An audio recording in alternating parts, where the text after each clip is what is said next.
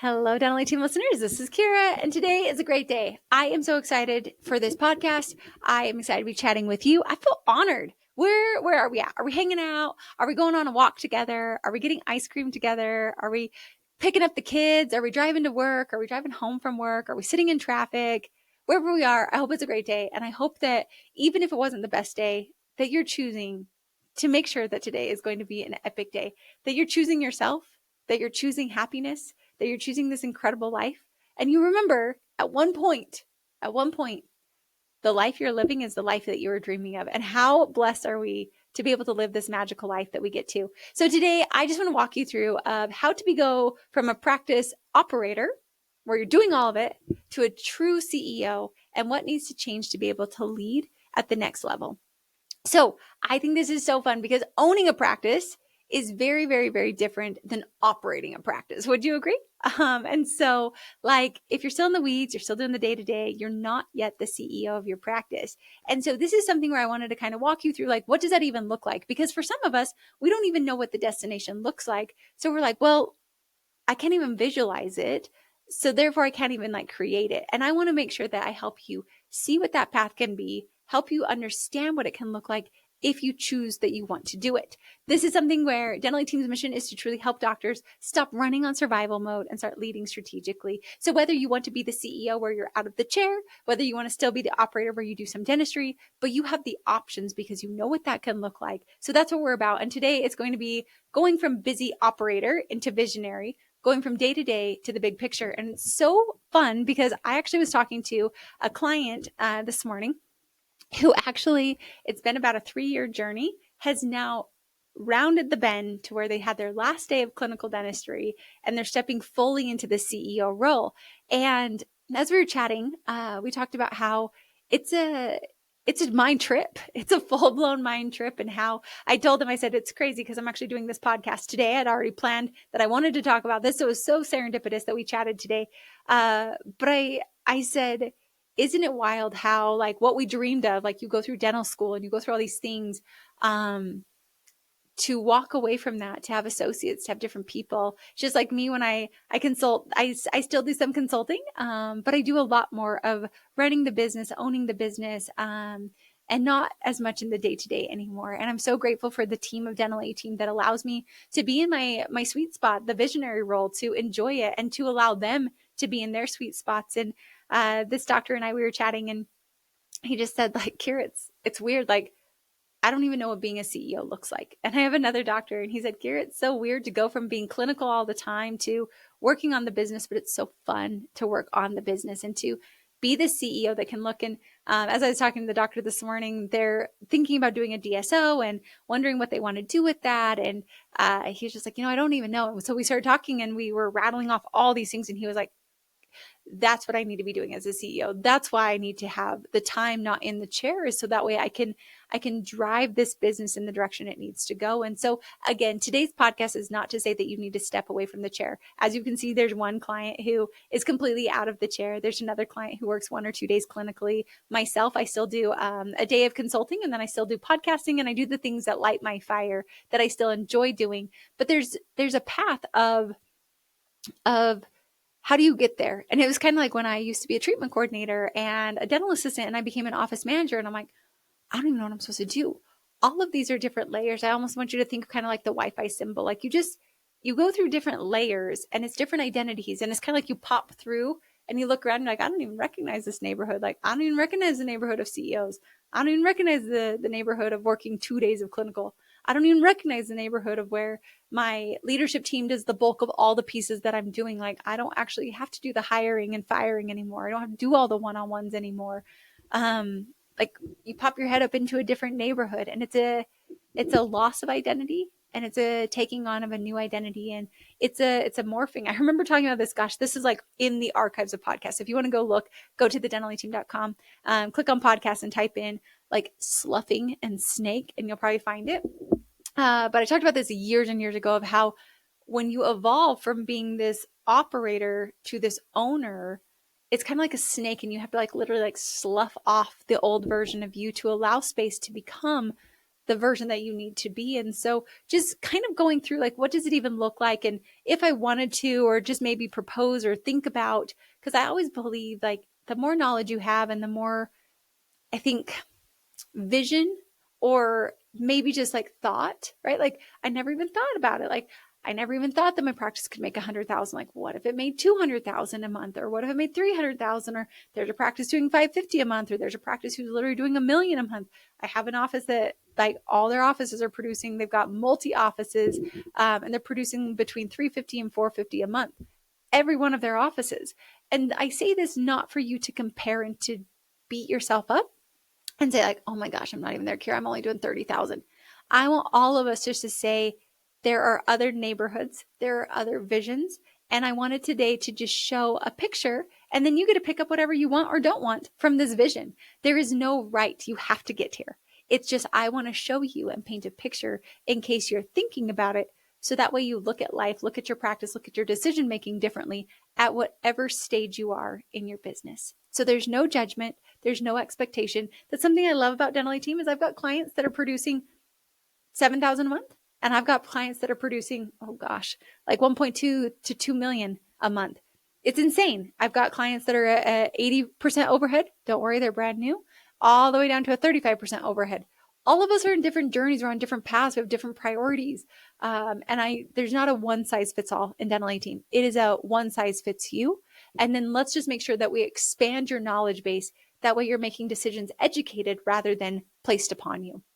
So step one, as you're kind of shifting into this role, is going to be shifting from doing to delegating. And this is something where I think as founders, as owners, myself included, we've built this. So we know how to do all the pieces, and it's very hard to let go.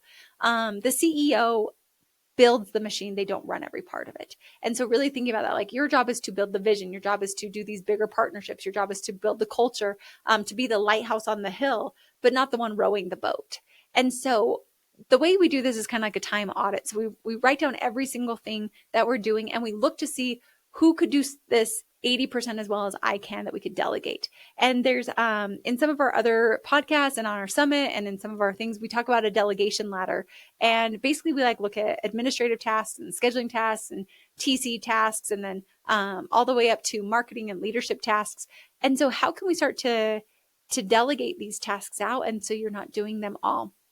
And then what we do is we have leads, and we have scorecards, and we have decision pieces to help people understand what decisions they can or can't make. And what happens is when doctors start to let go of this, empower their team without letting go, so they're still in the reins, they're then able to work on growth and strategy, and you're able to build the vision. You're able to have the time to go do those big networks. Like the doctor, he was like, Kiera, all the people you told me, like, that's who I need to go make phone calls with. Well, making those phone calls of big decisions for the business don't happen between patients, and they're not happening after hours. They can, but when you really do shift from this, it's crazy because you start to actually have the time, the bandwidth, the depth, the breadth to be able to even think in this way. And so my suggestion is, like, whether you want to become this CEO that's owning the business rather than operating the business, I want you to truly look at this to see what's one task that you could delegate, or even do a dump. Like, this is how I first learned that I needed to hire a personal assistant. I did a dump, and I looked at every single thing on there, and I like took a pink highlighter and was like, what are things that only Kiera can do? And I realized on my list, there was like 3 out of like 50 that truly were only things that I could do. I just was obsessed with doing it. And people are like, but Kiera, you let someone book your travel? You better freaking believe I let someone book my travel. I don't even know where I'm going half the time. Can I still do it if I had to? Yes. But is there someone who can do it way better than I can and can also help me have time to do other things that they can't do? The answer is yes. So I want you to just like look to see, what are you doing all the time that maybe you could delegate? Start there. This is for CEO or non-CEO. This is for every single team member, business owner out there, dentist, is literally do an audit and see what we can delegate, what we can shift to make sure that we're optimizing ourselves in the best way possible. And then number 2 is going to be the CEO's job is to literally set up the 1, 3, 10-year vision of the company. It is to set the culture. It is to make sure that you're evolving it. And so what you're doing is you're helping your team rally around these 1, 3, 10-year goals. And then we use our weekly meetings to align on those goals, rather than like being constantly on fires. Like truly, there was a team I was working with and I'm like, okay, we're talking in fireland all day because we have no clue where we're going. We're just walking in the desert with no destination. And so you have a vision for your team and you're just constantly harping on that. And so what happens is, like, as a CEO dentist, what you start to do is you start to do vision. We run this off of Traction as my preferred method by Gino Wickman. And you start to set then quarterly meetings and weekly meetings where we're focused on this bigger vision rather than on the fire. So you really go from like, I don't know, like head in the sand almost and like trying to just figure it out to like, where are we headed? What are the biggest issues? Like that practice, they were walking around in the desert with no destination. We gave them a destination. There's still all these fires, but we can then prioritize which things need to get done this quarter and actually start to move the boulders, move the practice, move the progress, without it just being, I don't know, I use a really great analogies. It's just like, we're focusing on goals rather than on fires. We're going about priorities rather than like just in the minutia. And so when you start to shift this out, and the way to have this is like, my question to you is, what is your 1-year goal? What is your 3-year goal? What is your 10-year goal? Does your team know this? Do you know this? And I don't care what they are. There's no right or wrong, but we start to have it to where we're building it this way. We're moving in this direction. We're not moving in it's like a swirl when your head's like walking in the desert, right? You're just swirling around. You don't know if you've made progress. You don't know if you're going forward or going backwards, to where there's a lighthouse. There is a direction. We're moving in that way. And without that, teams feel very lost. And so you start to move in that where that's your focus. And then you have your meetings and you get all your departments going, and they have department leads that are running them. They're all in line with the vision. And your job is to keep expanding this vision, to expand the pieces. And that does not necessarily mean expanding more practices, but it's expanding the vision of your location of what you're doing. And then the number 3 is, there's scalable systems in place that are not dependent upon you. And so what it is there's consistency. So we've got consistent new patient exams. We've got consistent treatment planning. We've got consistent marketing. We've got consistent billing and AR. We've got consistent hygiene protocols. We've got consistent room setups for all of our dental assistants. We've got consistent onboarding for associate dentists. All of our associates are doing the same type of dentistry. And you really have these scalable systems that are in place, not necessarily put by you, but are guided by you. And so you've got these key players. So when you become the CEO, you've got to also have key players. So you've got an incredible office manager or regional manager. You usually have a personal assistant or executive assistant that's with you. You have your hygiene lead. You've got your dental assistant lead. You might even have a marketing team, depending upon if it's outsourced or internal. But those are the players at the table. You have a clinical doctor at the table.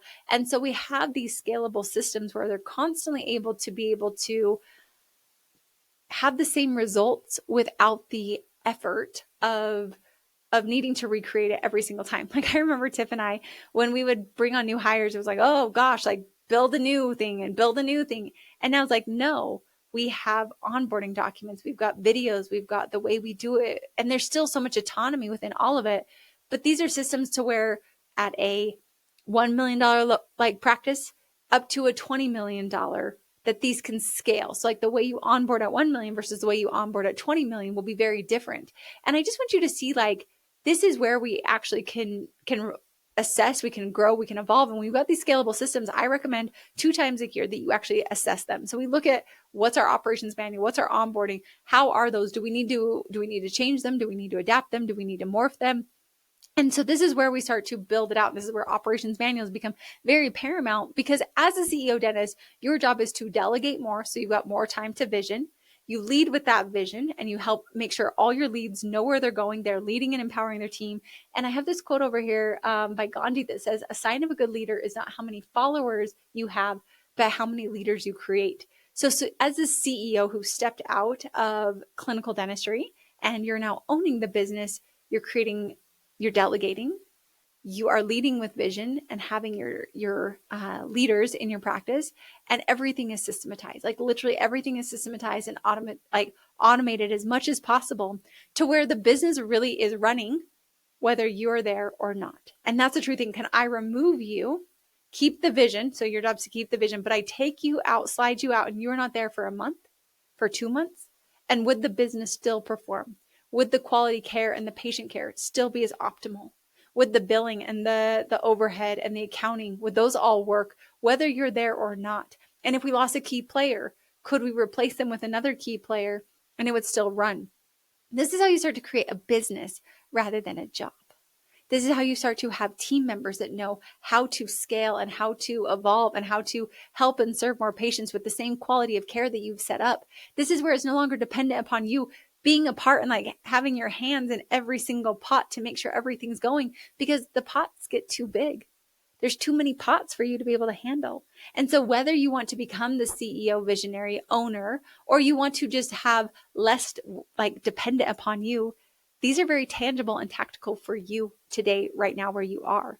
So this is where it's like, if I'm exhausted and I'm tired of running on fumes and I would prefer to have more time in the visionary role and less time in the doing role, that doesn't, again, it doesn't mean that it's wrong. It just means that you're morphing. Like, again, we're popping through a new neighborhood, a new vision, a new level for you.